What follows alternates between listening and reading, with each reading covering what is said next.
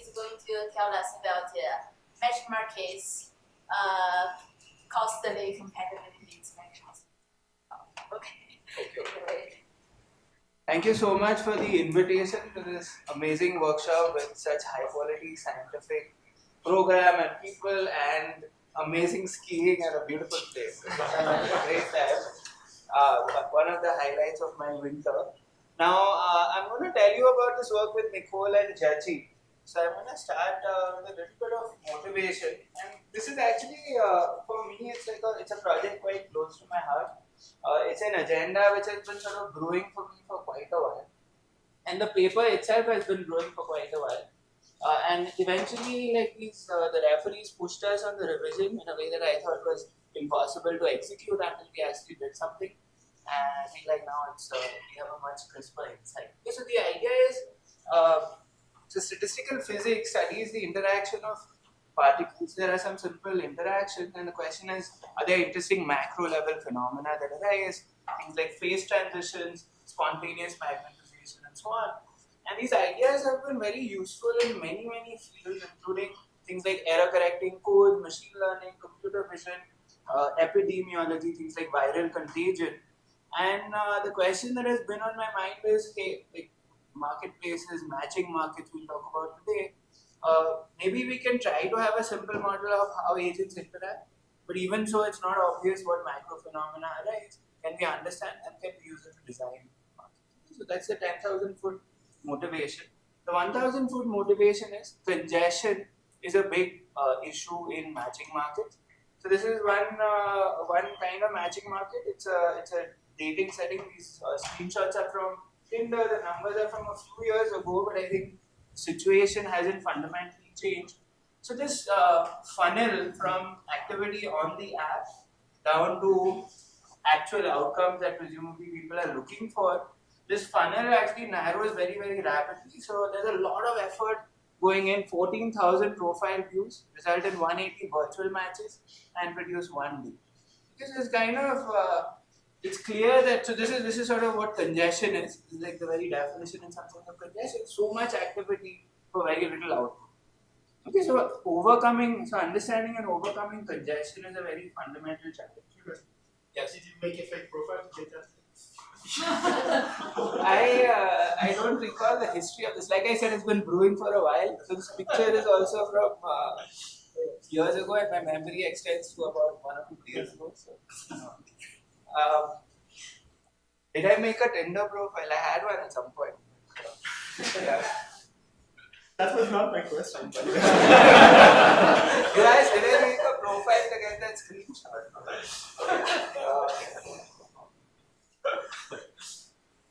Okay, so here's a story of a stylized story of congestion. Okay? So you have these 4 people whose names conveniently start with A, B, C, and D.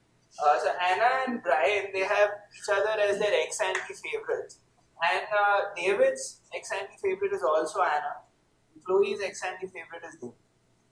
Now the thing is, this is who they think they're interested in. But in this situation, what might happen is that Brian and Anna might actually go on a few dates, and this is going to be some sort of inspection of compatibility. If it succeeds, he might enter into a relationship, at which point David might realize that, hey, Anna's not available anymore, and he might then consider if he's interested in Chloe. So this is a good outcome in terms of the market is actually moving and clearing. But if, on the other hand, the starting situation was that Chloe was Brian's favorite, right? So now what we see is everybody is interested in somebody else who's interested in somebody else, and so on. There's a cycle. And if these folks are reticent to explore options which are not their top choice and have not yet been, so if you have a top choice which has not been ruled out because like Brian may not say, I'm not interested to Anna, he might just not say anything, or it might be like I need some time, or I'm unsure, or whatever. So in this situation, if these folks are reticent to actually do inspection to somebody who's not their favorite remaining possibility, this market could get stuck. Okay, so it's a stylized story of congestion. This kind of model was introduced in a paper before ours by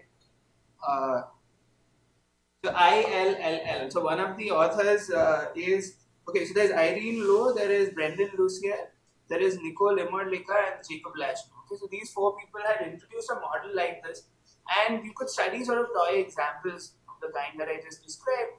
And our question was, hey, can I have a model of a large market? It's going to be a random market model. And do I expect this kind of phenomenon to arise on a large scale, affecting a positive fraction of agents? And is this going to happen in many markets or only in some knife-edge extreme markets? And a priori, it might be reasonable to think that it would take a lot for this kind of thing to happen in a random market. Okay, so I'm going to have a random graph with the consideration sets and so on. These random graphs, they're locally tree-like. You don't have these short cycles at all, right? And you might think that, hey, from in statistical physics language, a percolation perspective, right? Every person is pointing at most one other, right? And anytime that person points back, as I progress down a chain, it's not going to actually close into a cycle. You might wonder if this kind of thing will arise in that kind of model. So what we find is that actually, so we will have a random market model with three parameters. I'll tell you what they are. They have to do with the connectivity, the imbalance, and the success probability of an inspection. And what we find is there is actually a large range of parameters where there is a deadlock which occurs where a positive fraction of agents remain stuck forever. Okay? And with the recent update to this project and paper, we now have a conceptual understanding of the underlying driver of. Okay, so that's yeah. Is deadlock just a short cycle or any cycle? Any cycle, and there aren't the graph itself won't have short cycles in our model. And deadlock is not the critique of the monogamous relationship. These are not relationships, these are ex ante favorites. Okay? So when somebody enters a relationship, they match and leave. So we will have a capacity constraint of one. And in fact, they don't even want to inspect somebody who's not their favorite until that person says no or matches and leaves. The condition is that the inspection development we are trying to find. Yeah, that's exactly the kind of thing that we are trying to model. So exactly the opposite viewpoint of yes. Yeah, okay. So it's not. You keep my badge. Okay, so we will have quantitative. So we will be able to tell where this deadlock occurs for which markets. It will give us a prediction of what should happen in large markets, which is the black line. And if you do simulations with random markets with 1,000 agents on each side, the simulations line up pretty well. With 10,000, line up. Like I said, I think what I'm most excited about, like let's say in 2024 and 2025, is we've understood that this deadlock phenomenon is actually related to what's called percolation in statistical physics, or giant component in random graphs. So a certain branching process being supercritical is the signature of deadlock.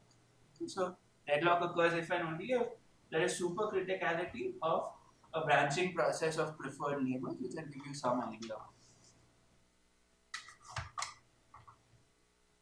Okay, so first the model. This is the ILLL model basically, and then I'll tell you the random market model on top of it. Okay. So this in this model, we have so two sides to the market, women and men. I've given them numbers, and they have a consideration set. Okay, so the consideration sets for the agents are represented in terms of some undirected graph. Bipartite undirected graph. So woman I is considering man 1' and man 2'. Man 2' is considering woman 1 and woman 3. Now for their consideration set, each person is assumed to have an ex ante preference ranking. This is pre-inspection. Okay? This is the order in which they think they are interested in people before they've actually done the inspection. So here woman 1 in her consideration set prefers man 2' over man 1'. You'll see, of course, if they get a chance to inspect, if there is actually compatible. Okay. Now there is a partner search process. Okay. So if there is a pair of agents for whom they are ex ante favorites of each other, this is a situation where they will want to inspect. They'll want to go on some dates and assess compatibility. And in this case, woman 1 and 2 prime, man 2 prime is such a pair, and woman 2 and man 4 prime is another such pair. The other folks, they don't have this luxury. So this man 1 prime prefers woman 2, but woman 2 is interested in somebody else. So man 1 prime, man 3 prime, these guys will not do any inspection in the first stage. So let's say we have these two inspections. Now, that's what's going to happen in the first time step. So Yash, Yes. just to be clear, even if I could be inspecting someone, I'm not going to inspect them. Like 3 is not going to inspect. So first of all, inspections are bi-directional. Okay, so in the model, But there's a physical inspection there that you're not going to check, right? 3 and 3 and 3 and 3 prime. Yes. So the reason, so you're right, 3 and 3 prime do not inspect in round 1, and the reason is that 3 prime is pointing to 3, but 3 is pointing elsewhere. Okay, so 3, they don't wanna spend the cost on the inspection. So this is a stylized model of congestion. If this market gets stuck, it's like the real market is possibly not going to be stuck as badly, but it might result in the kind of stats that I was showing you from today. There's a lot of activity and it's not producing outcomes. Okay, but it's highly stylized. Okay, so in our first round, we have 2 guaranteed inspections. They are conducted, and with some probability, we are going to assume independent across inspections, there's a success or a failure. So let's say this pair succeeded, this pair will match and leave. Okay, so they've gone, and all their adjacent edges are going to be deleted. The other pair, the inspection failed, that edge will be deleted, and 4 prime will be eliminated from this preference list, and 2 will be eliminated from 4 prime preferences. By the way, 4 prime now has reached the end of their list. They are going to remain single. You can think they left or they just stick around and don't do anything from there. Okay, so then in the next stage, with the preferences I showed you, now you again have 2 guaranteed inspections that can be conducted. This is a happy situation from a market clearing perspective. Okay, so at the end, these inspections will succeed or not. Everybody will be either matched or at the end of the list. Okay, so the market has succeeded in clearing, and this is a good thing. But if, on the other hand, at some point the market reaches this kind of situation, this is a deadlock situation. So this is that 4 cycle. It's going to remain stuck. These agents, nothing is going to happen for them till the end. Yeah. But the agents don't change, meaning their preferences don't change, and there's no new people arriving. This is like a static. Yeah. The agents. Yeah, this was hard enough for us, but it's highly stylized. Okay, so now I'm going to have a random market model. We're going to then take the large market limit. So what is the random market model? And you should look out for there's a scaling parameter and there's going to be 3 parameters. Okay? So there's n men, there's n women, m men, okay, and m is going to be alpha times n. Okay, so the ratio is going to be one of those parameters. Each edge, so it's an Erdős-Rényi connectivity model. Each edge is present with a probability k divided by m. Okay, so the average degree of women is k. Maybe this is worth writing down. So k is average women's degree.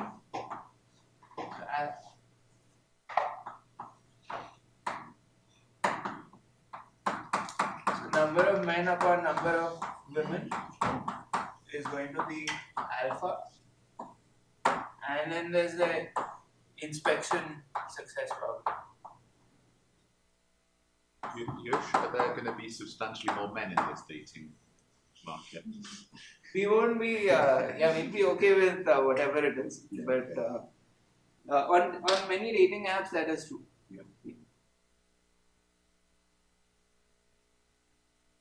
Okay, so what is deadlock? Deadlock is going to be a situation where, so I missed a key thing. The preferences, so every agent has preferences over their consideration set, which is their neighbors. They are uniformly random and independent across agents. The simplest random matching market model that you can come up with. Okay, I defined the partner search process already. It progresses in a monotone way. It converges to something. That something, if it involves a positive fraction of agents remaining stuck, This will be called information deadlock. And our goal is going to be to understand which markets as a function of these three. We'll take a sequence of random markets with these three things fixed. Which of these suffer from deadlock? How large is the deadlock? What is the progress of partner search as well, if we can figure it out. Yes? How about the other side? So what's the preference? Both sides, this kind of, so uniformly random, independent across agents on both sides of the market. Okay? Yeah. So the inspection success probability is independent of preferences. Yes. So preferences, I should just think you're giving me an order in which I should inspect these people. Yeah. So each agent is performing what's sometimes called satisficing search, right? But they are doing it as though they are the last to market and all other uncertainty has been resolved. So they are not willing to do any extra work, and as a result, they get stuck. Yeah. So he's kind of like how good the restaurant is when they win. Sure. Okay, we can have an offline conversation. Okay, so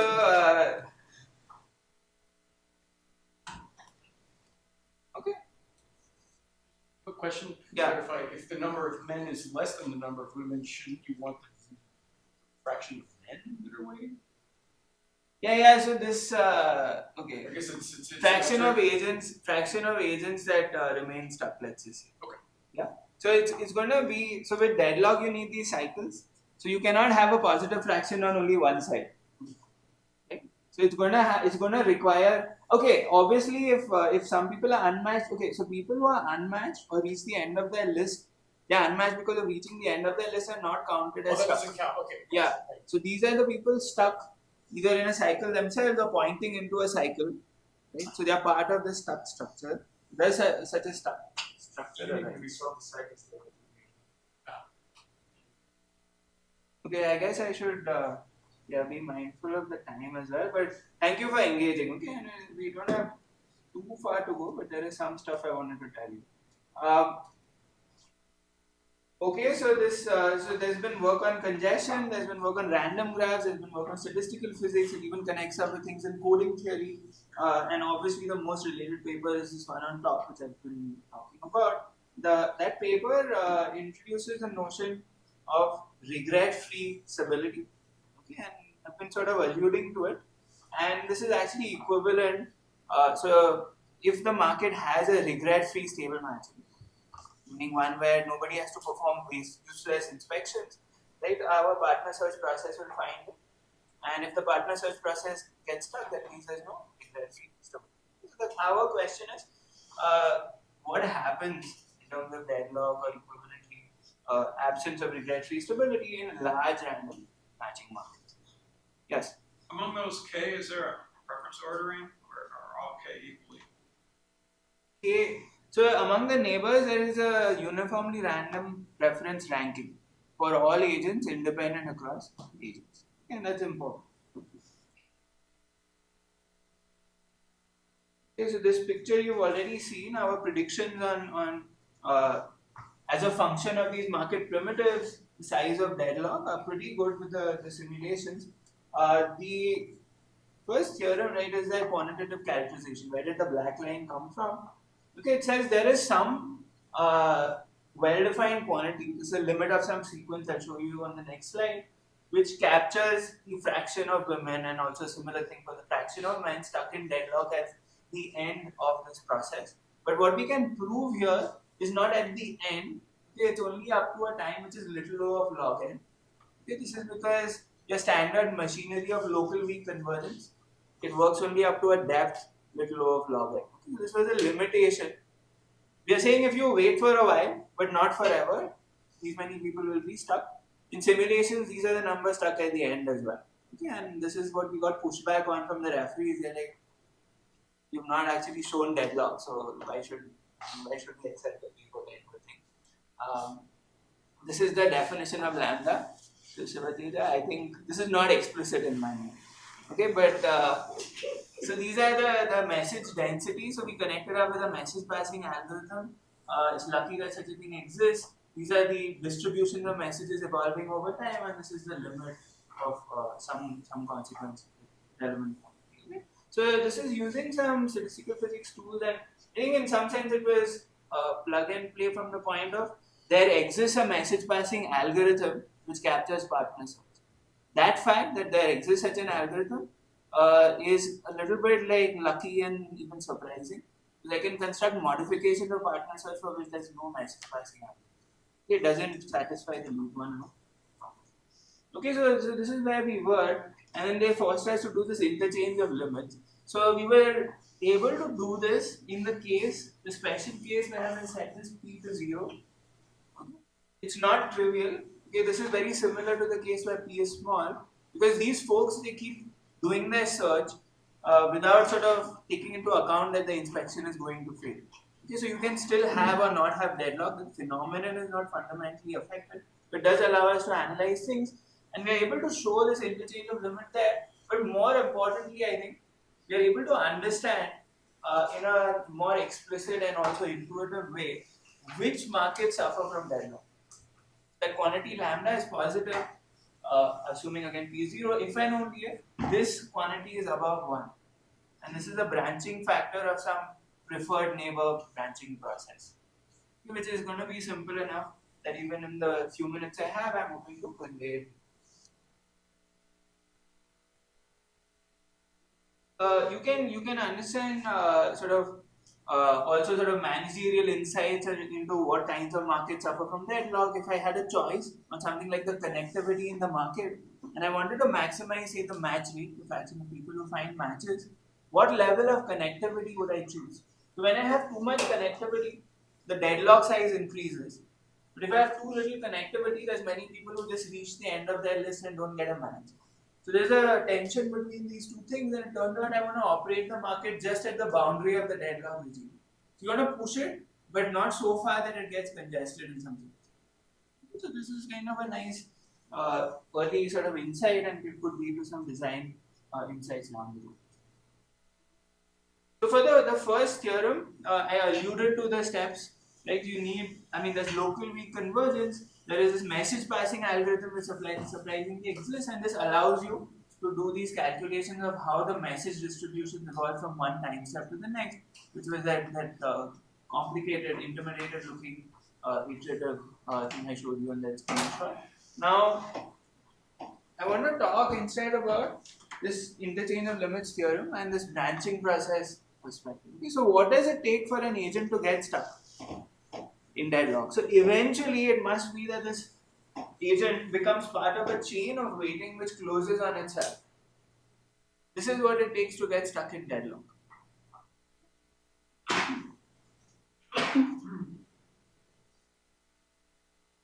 Now, how to identify that whether this agent is stuck in a structure, in such a structure, and also whether this can happen with a significant probability, right?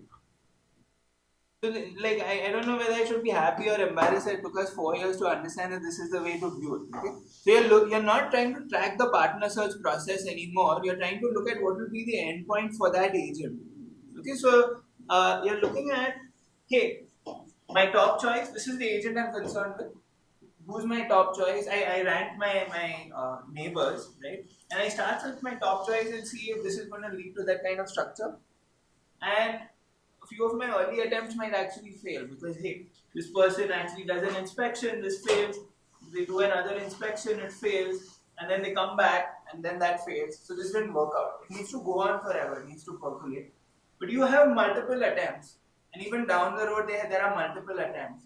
And you want to figure out if this corresponding process, which converges to a branching process in the limit, as an offspring, an average number of offspring exceeding 1, in which case with positive probability, it's actually going to go on forever, be non-extinctive, and that's going to correspond to this thing with positive probability getting stuck in dead. Okay, and there was a technical challenge in that. This when it has, so how long will this thing have to be to close on itself in terms of n?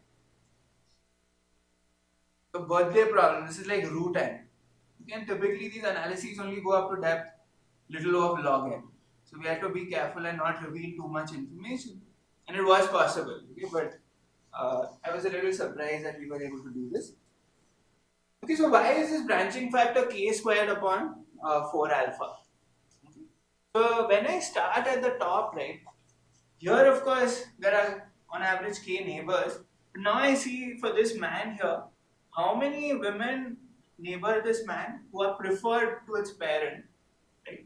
So the degree, this degree of this, the overall degree is cosine k by alpha, and half of them on average are preferred to the woman who's the parent. And similarly, for any woman in this process, half of its k neighbors are preferred to the parent. So k by 2 times k by 2 alpha. Okay, so this for p equal to 0, it's actually one can do this calculation and get an explicit formula. In general, the intuition is similar. The thing looks a little bit more complicated. The formula. Can you remind what branching factor meant? Like what is significance of Kasparov? So this process is the process of preferred neighbors. So at the root, of course, you look at all the neighbors, but downstream, right? If there is a woman, so the squares are men. No, sorry. I meant to ask in your main theorem, where is Kasparov function? So there's two theorems. In the second theorem, Okay, got it. so this thing, like, who knows which markets have this thing true, right? It's the limit of some sequence that I defined with all those calculations. But I certainly can understand which markets satisfy this. Right? So I feel like this is a much more useful thing.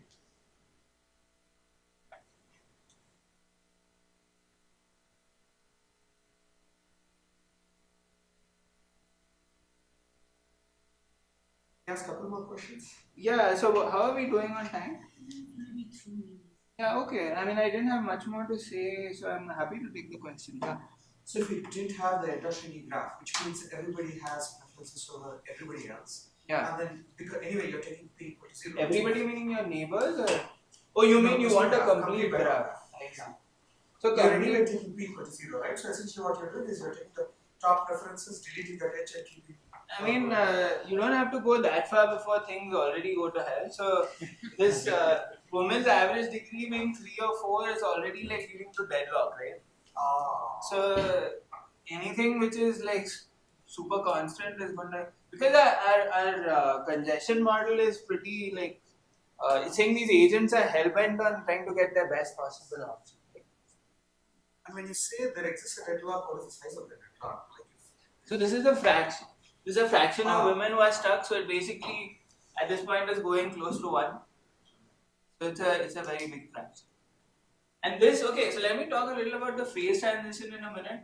I thought this was going to be a phase transition where this jumps up. If somebody has heard of a clustering phase transition, I think some of these error correcting codes have that. It turns out it's like a giant component of population phase transition. It doesn't jump up. And open problem, right? Like execute that whole giant component theory with quantitative characterizations for this model, including with p above 0. It's got like some nice math to do. Yeah, so I think it's a nice problem. Yeah. If you go to the other extreme where p equals 1, and so there's basically like no inspection question, then is it basically like if there's a unique stable matching, there's no deadlock. If there's multiple stable matchings, you immediately get some degree of deadlock. Is that the right way of thinking about it? Interesting. So okay, I started thinking before you finished your question. So the P is P being 1. Are you hoping there won't be deadlock? No, my intuition. I was trying to get a sense of like the other extremes. I think it's just easier to start thinking about the simple cases of things. And my intuition was you were very likely to get deadlock. P was very big. But I don't. Sure. I will take a moment and talk to you about this afterwards. But I think deadlock is so we had that picture earlier, and I think deadlock actually is a thing across the board.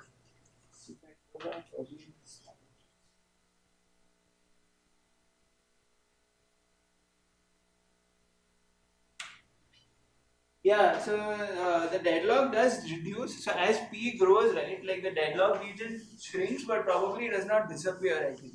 Right? This is not going to 1, so I don't want to hazard a confident guess. But I think it's quite prevalent. It's not like by doing something with one parameter you can prevent it.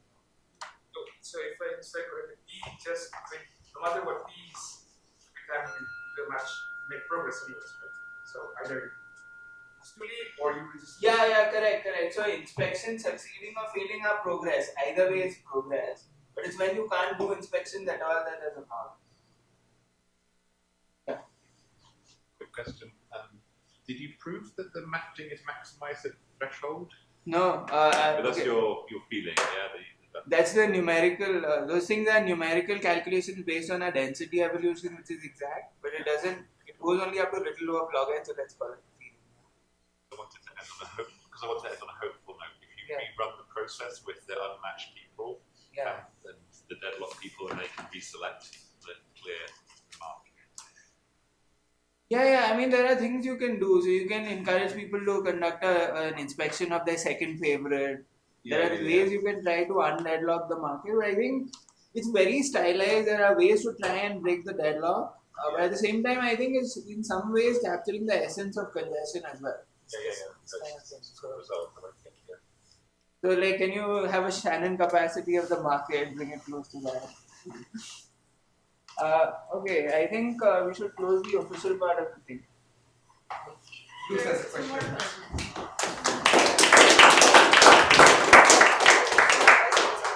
Yeah.